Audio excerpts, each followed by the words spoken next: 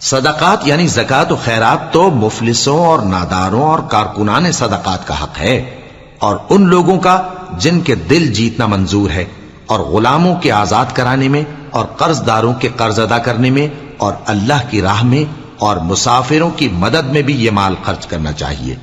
یہ مصارف اللہ کی طرف سے مقرر کر دیے گئے ہیں، اور اللہ جاننے والا ہے، حکمت والا ہے۔ اور ان میں بعض ایسے ہیں جو پیغمبر کو ایذا دیتے ہیں اور کہتے ہیں کہ یہ شخص نرا کان ہے۔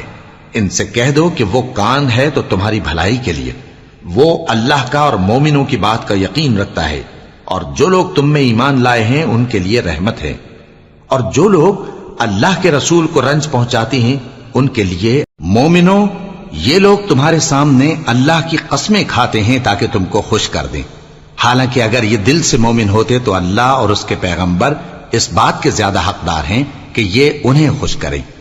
کیا ان لوگوں کو معلوم نہیں کہ جو شخص اللہ اور اس کے رسول سے مقابلہ کرتا ہے تو اس کے لیے جہنم کی آگ تیار ہے جس میں وہ ہمیشہ جلتا رہے گا؟ یہ بڑی رسوائی ہے۔ منافق ڈرتے رہتے ہیں کہ ان کے بارے میں کہیں کوئی ایسی صورت نہ اتر آئے کہ ان کے دل کی باتوں کو ان مسلمانوں پر ظاہر کر دے۔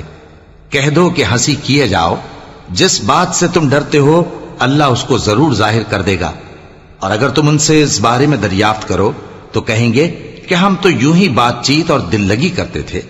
کہو کیا تم اللہ اور اس کی آیتوں اور اس کے رسول سے دل لگی کرتے تھے؟